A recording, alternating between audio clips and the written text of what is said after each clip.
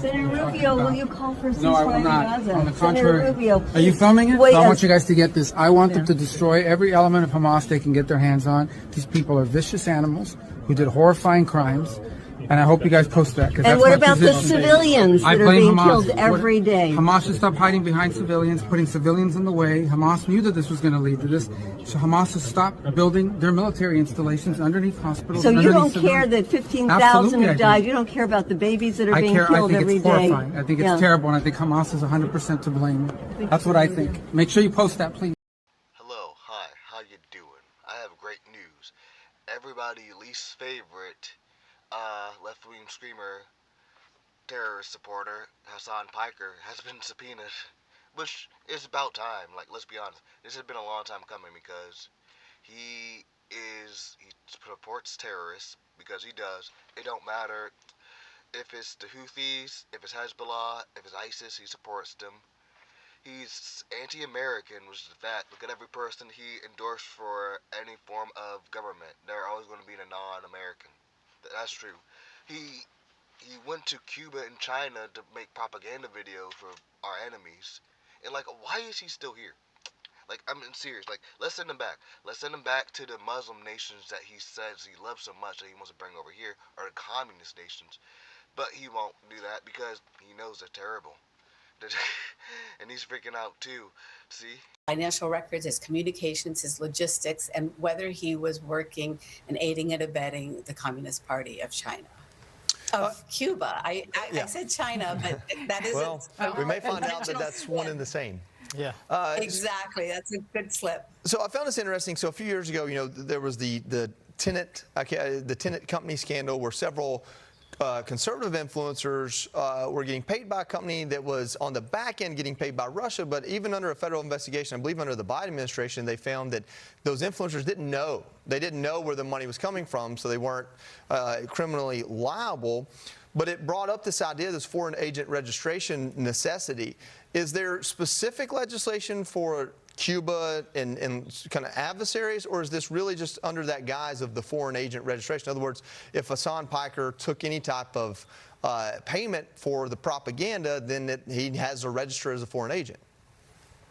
Well, that's another law, but it could apply also in the activities that Hasan Piker's been involved in, because exactly like you said, you know, there could be that you're violating the sanctions. So that's one set of laws. And then another one is that you could be doing influence peddling for a foreign nation.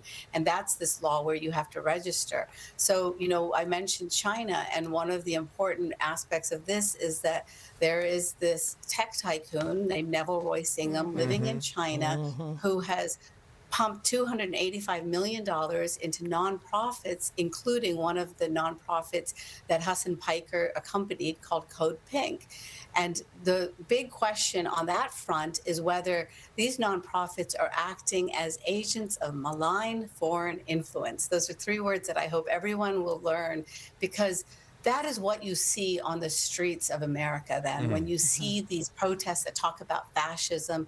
And, you know, Ro Khanna just talked about the Epstein class. Well, that is the propaganda language of that network. And that's that little, like, you know, flow that's happening now between these radical far left activists and very important Democratic politicians that are changing the landscape of rhetoric in America. Yeah, they are, for the worse. Influencer Hasan Piker might be in real trouble for visiting Cuba in March, where he filmed what looks like a propaganda video for the regime. I'm here in Havana, Cuba, right now on a humanitarian aid mission. My goal here today is to bring awareness to what my government, the United States of America, has done to the Cuban population. One of the most ridiculous embargoes of all time that has only gotten more deadly as time has gone on. Yeah, now federal officials have subpoenaed Piker as part of a wider investigation into violations of U.S. laws and sanctions, which prohibits supporting Cuba's communist regime. Piker responded today saying it's, quote, not great and BS. And other things. This comes as the USS Nimitz aircraft carrier recently entered the Caribbean, and the DOJ indicted Raul Castro. Joining us now is senior editor of And I'm not going to lie to you guys, it's not great. The news is not great. Okay? I mean, it's bullshit, but still not great that, you know, they're after your boy. They're up my ass.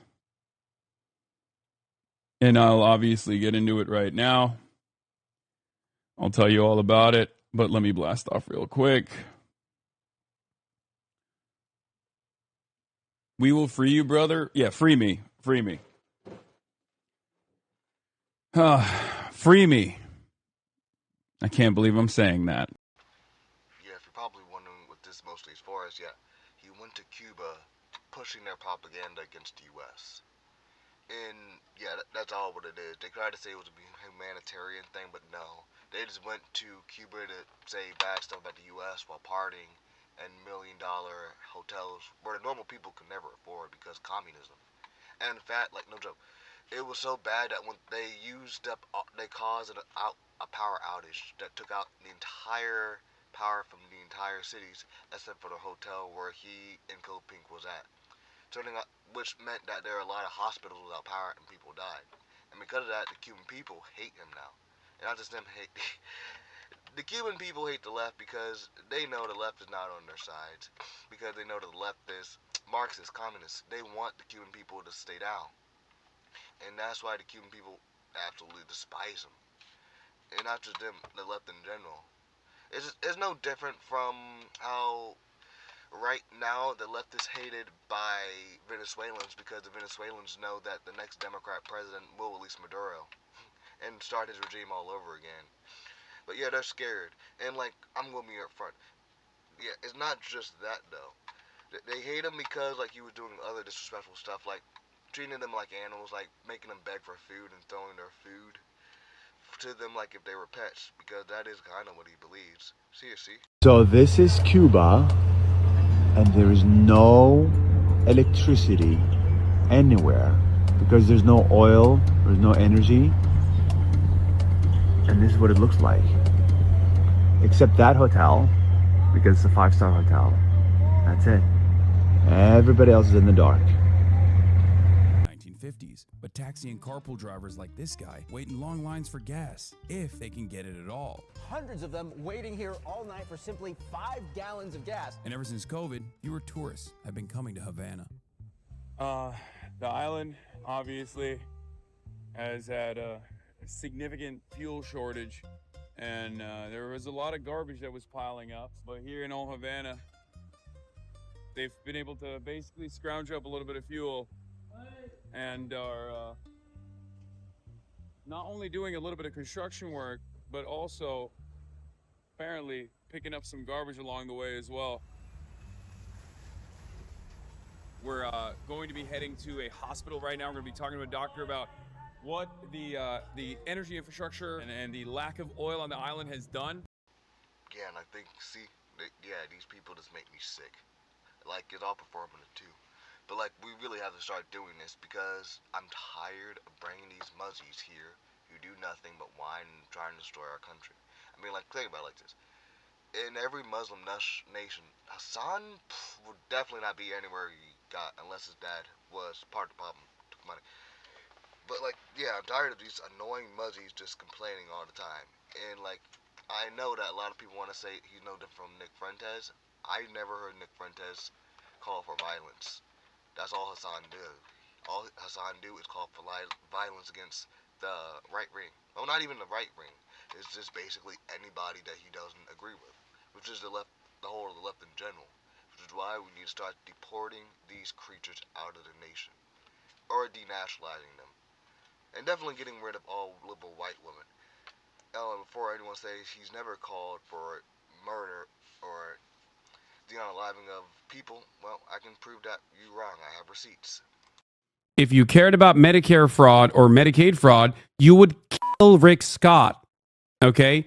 At least Patrick Henry College is like doing one good thing, which is that like if you have these fucking millionaire, billionaire WASP fail sons, at least taking them out of other colleges so they can only do date rape to other billionaire, millionaire failed daughters is like, in some respects, you know, from a utilitarian perspective, of course, a little bit better. You know what I mean? Like taking these guys and putting them in a pen with one another is ultimately getting them away from the broader society.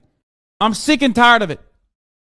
Left-wingers, liberals, you need to be fucking showing your opponent's guts on there, okay? You need to be gutting them.